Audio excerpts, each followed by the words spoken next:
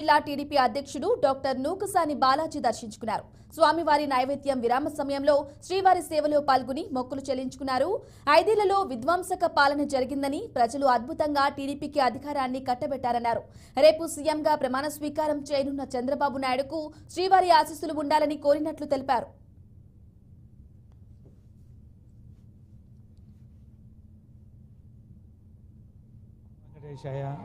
కలియుగ వెంకటేశాయ శ్రీవారి ఆశీస్సులతో రేపు జరగబోయే చంద్రబాబు నాయుడు గారి ప్రమాణ స్వీకార కార్యక్రమం దిగ్విజయంగా జరిగి భారతదేశ చరిత్రలో ఒక మైలురాయిగా మిగిలిపోయే విధంగా జరగాలని, ఆ వెంకటేశ్వర దయాదాక్షిణ్యాలతోటి వారి కృపతో ఆంధ్రప్రదేశ్ ముందుకెళ్లాలని, భవిష్యత్తులో కూడా ప్రజలందరూ కూడా సుఖశాంతులతో, పాడి పంటలతో, ఆయురారోగ్యాలతో వర్ధిల్లడానికి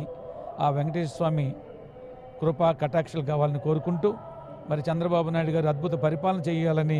ఆ పరిపాలనకు అన్ని విధాలుగా శ్రీ వెంకటేశ్వరుని కృపా కటాక్షలు ఉండాలని కోరుకుంటూ,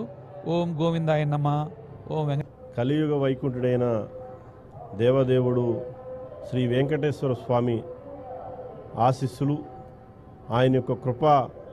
భారతదేశంలో ఉన్నటువంటి ప్రజలందరి మీద ఉండాలని, అదేవిధంగా పరిపాలనా రంగంలో ఉన్నటువంటి ప్రధానమంత్రి గౌరవనీయులు మాన్య శ్రీ నరేంద్ర మోడీ గారి మీద, ఆంధ్రప్రదేశ్ రాష్ట్ర భవిష్యత్తు కోసం అహర్నిశలు శ్రమించేటువంటి, రేపు ప్రమాణ స్వీకారం చేయబోతున్నటువంటి గౌరవనీయులు సీనియర్ రాజకీయ నాయకులు నారా చంద్రబాబు నాయుడు గారి మీద దేవదేవుడైనటువంటి వెంకటేశ్వర స్వామి వారి ఆశీస్సులు ఉండాలని, అదేవిధంగా ఆంధ్ర రాష్ట్ర ప్రజల మనసులు గెలుచుకున్నటువంటి, రాష్ట్ర యువత భవిష్యత్తు అయినటువంటి, భవిష్యత్తుకు దిక్సూచిగా ఉన్నటువంటి నారా లోకేష్ గారి మీద